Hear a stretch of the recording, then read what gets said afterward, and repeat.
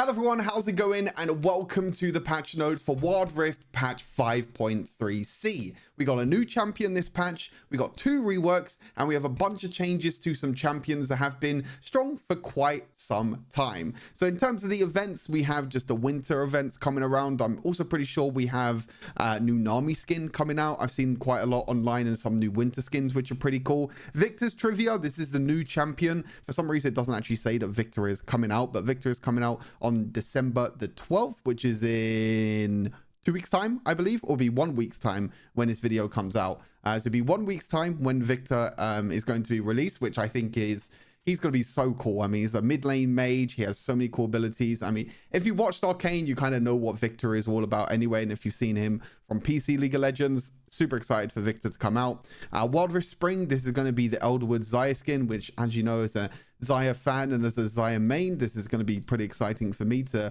unlock this skin and get all the goodies for that. Now, the first rework is going to be to Diana. It's actually 2 reworks. You can see there's also a rework to Singe, so quite a lot to get through. First one, let's talk about Diana. So what they're doing to Diana is they're basically making her ultimate like they did with Janna. Before with Janna, you couldn't move or you couldn't use any of your abilities or use any of your summoner spells when using your ultimate. Now you can. When you use Janna's ultimate, it stays in one place and then you can use all your other abilities, your flash and everything else. They're basically doing the same with Diana. But what they're doing with Diana is with her ultimate, now it kind of follows her. So you're still going to get that AoE spread damage around her. But when she presses the ultimate now, she can use flash, she can use her abilities, she can use anything else in between, which makes it really, really strong, to be honest with you. Before, you had to make sure that you got to a place and then use your ultimate to then charge it. And then also it could be dodged by like flash and anything like that. But now what you can do is you can channel your ultimate and then flash to surprise the enemies and do a huge amount of AoE damage. So I think there's going to be a lot more playmaking potential and a lot more carry potential, I think, for Diana now. And she's going to be really, really fun to play on the new patch. They also changed her passive ever so slightly. So instead of her next 3 basic attacks gain attack speed, she now gains attack speed for 4 seconds. So this is going to help her a lot when it comes to clearing through the jungle, because most of the time you're attacking more than 3 times within 4 seconds. So you just get a big burst of attack speed, which is quite nice. Again, good for bursting down champions that, if you're staying close to them, if you're using your ultimate, using your dash, that extra attack speed is going to be nice. But also the getting it for 4 seconds means that you can just clear through the jungle also a lot quicker. Yeah, as I mentioned, no more hold now on the ability, which I think was a big downfall for Diana, and again made it so champions could react and flash away, use like Xayah ultimate, things like that. So now it's just a press ability. So summons the move forward for up to 1 second, triggering move forward's glow when the charge is complete. Diana can also move and cast her abilities and spell while charging. You can click again to stop charging and trigger Moonfall Glow, which I'm assuming will also do less damage. Or is it the same damage now? I wonder. Because the longer Diana charged with her ultimate, the less damage... the longer you charge, the more damage you do. Dealing damage to damage. Oh, yeah, it's scaling then. Yeah. So this is your... I'm guessing when you tap the ability and you tap it again, and this is to this. So this is the maximum amount of damage you can deal. So 250, 350, 450, plus 80% of your ability power based on the charge time and slowing targets by 20% for 2 seconds. Yeah, so it still has the same. So you still want to make sure that you charge Diana's ultimate up fully. But as I mentioned, you can now use other abilities, your ultimate and everything else in between to make sure that you can get to the target that you want to without having to stand there and be AFK and hold your ability. So really, really nice change to Diana. I'm kind of scared about her, to be honest, but honestly, really, really good changes, really good quality of life changes overall. Singe, I feel like they're trying to make Singe the support. I don't know, like when you read through these changes with me, you'll probably think the same thing. They're definitely moving into a very weird direction for Singe. There are items like Zeke's Convergence, which can be really good. Dead Man's Plate as well. There's a lot of base damage, which is being increased, and also more damage based on the target's maximum health, which is really good against tank support. So overall, I feel like there's maybe a little bit there in terms of Singe maybe being a support. We'll have to wait and see. But the passive added a new shield effect performance when granted with the movement speed bonus. So it's not very clear on what this is, but I'm assuming when you get the movement speed bonus from Singed passive, you gain a shield effect now. Quite nice. Bit more shielding. First ability, add a new poison bottle effect performance on Singe while activating Poison Trail. These might just be visual effects. I'm not too sure. They're both kind of vague. I might have to look at the changes itself when it comes into game. Base damage going up every single level, which is really, really nice. The second ability, you now do damage when the explosive adhesive lands. So when the second ability lands, you're now going to be dealing base damage plus a percentage of your ability power to the targets in the area. So it doesn't matter how many targets are in that area, your second ability, where it lands, is actually going to be dealing damage. The thing at the moment with Singed is you actually want to place your mega adhesive behind you and then fling the enemies into the mega adhesive, so it means they can't escape. But now that you can do damage, it's going to be a bit more difficult, but we'll have to wait and see. I mean, this is still really good overall. The damage is going to be really nice. And honestly, the base damage is quite high for this ability. Cooldown going down to 11 seconds at every rank. Really nice. Fling. So now instead of a point and tap or point and clip, whatever you want to call it, it's now going to be a charge effect. Kind of like, I guess, Scion Ultimate in a way, but I'm assuming it's only going to be a short distance. Kind of like Scion Ultimate in a way, because it says raises his shield and dashes forward towards the target. If he hits an enemy, he flings them back, and enemies will be knocked aside in his way. So you charge forwards, you knock enemies aside, and if you hit an enemy, then you're flinging that enemy back. The damage also now scales more with the target's maximum health. You now deal damage to non-champion targets. So this can be used to actually push the wave now. So you don't have to rely on your first ability to just push the wave. You can also use this to push the wave as well, which is going to be super, super interesting. I'm curious to see what this looks like in game. I mean, I haven't watched any of Dinah or Singed rework, so I'm not really too sure what it looks like. But again, it's going to be super interesting. This is the part where I feel like they're trying to make Singed more of a support. So read this. Ultimate, new. Drinks a potent brew of chemicals. This is the same. You gain buffs, but also you grant 30% of the buffs to the nearest allied champion. So the extra effects that you get, so like the health and mana regen, I believe you give over ability power as well, if I'm not mistaken. Like you gain ability power yourself. You're now going to be given 30% of that buff to the nearest allied champion. I'm not too sure if this is like infinite range. I'm assuming there's going to be some sort of range with this.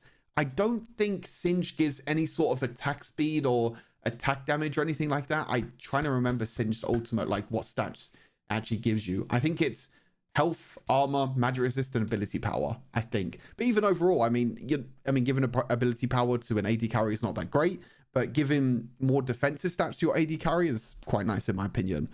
While the potion is active, it also applies 4% grievous wounds, which is quite nice. It helps Singed, not need to buy anti-heal anymore. Add a new halo effect underneath Singed off while the potion is active. Attributes boosted 30, 55, 80, 40, 70, 100. So this is the AP armor and health, I'm pretty sure. And then this is the health and mana regeneration that you get. So, I mean, overall, it looks pretty good. Duration also increased as well. But I mean, overall, if I look at this ability, right, I think of like dashing forward, flinging someone back is like, cool. It's a new engage tool for Singe support. Second ability, you can now do a little bit of poke damage with your second ability. And it also stops enemies to escaping. So you can now use Mega Adhesive into your fling to knock enemies back and use your other abilities. Then you have your ultimate, which you can also give to allied champions. So that I think there's ways in which Singe support could actually be a thing. Let me know what you think in the comments. But yeah, I'm definitely probably going to try Singe support and see what it's like. Be pretty interesting. Orianna, these changes are pretty scary. I didn't think Orianna was that good, but also she wasn't that bad at the same time. She just took a long time to scale, but now she has more base health for the early game. She now has more damage with her passive on her auto attacks during the early and the mid game, because it's the base damage going up. The +3 per level, the ability power percentage has stayed the same. So our early game in terms of auto attack is going to be more powerful.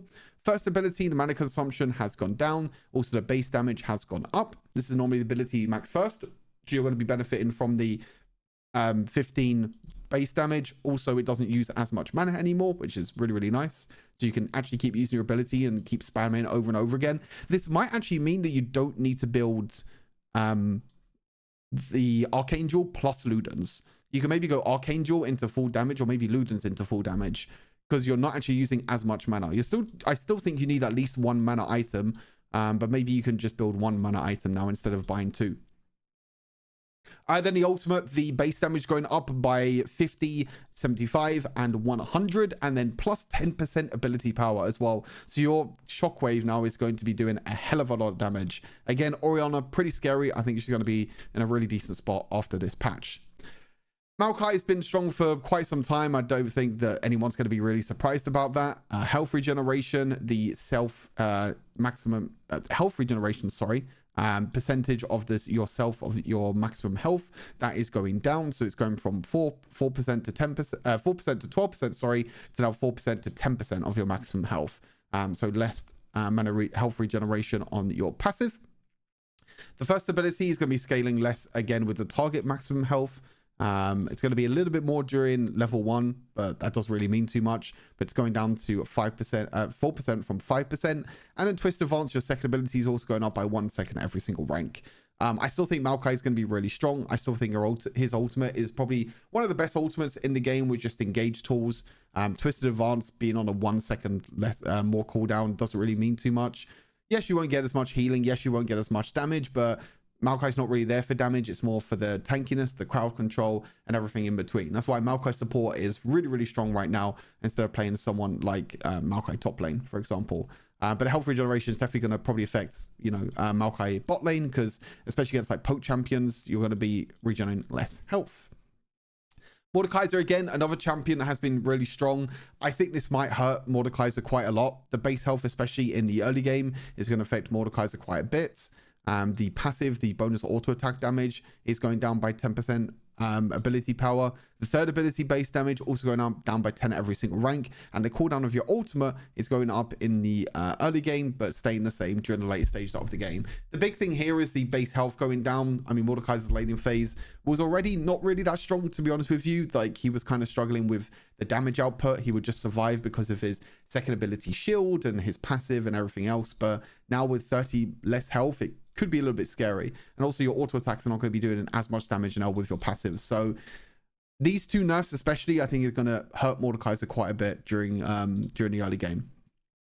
But yeah, pretty nice. Pyke, cooldown going down but going up during level 1. So level 1 first ability going up, but then staying the same, going down. Oh no, sorry, going up. Oh, sorry, going down and then going down. So it's going down by 1 second of maximum rank, which again, this is normally the first ability you max. So it's going to be quite nice. It's going to be on a 1 second less cooldown. This is quite big. Movement speed lowered by charging. So when you're charging now, you're only going to be movement speed reduced by 15% instead of 20%. We saw how big the buff was to Blitzcrank when you're using your second ability on Blitzcrank and the slow got reduced. This is now going to be the same thing probably with Pyke. I think this is going to be pretty nice. And also you have more base stun duration now. So instead of 1.25 seconds, you now have 1.5 seconds on your third ability. Again, it still scales with your armor penetration. So you want to build as much armor penetration as possible. But the base stats on the third ability means you can have more power during the early game. This on top of the reduced movement speed on your first ability is going to be really, really nice. Especially in Pyke duo lane as well. It's going to be really, really cool. Lucian, I mean, ever since the new passive came out, he's been very, very strong. You know, a lot of people are not going to be surprised about this nerf, to be fair. They're nerfing the second bullet damage again. They already nerfed it once, but they're nerfing it again by 5% during the later stages of the game.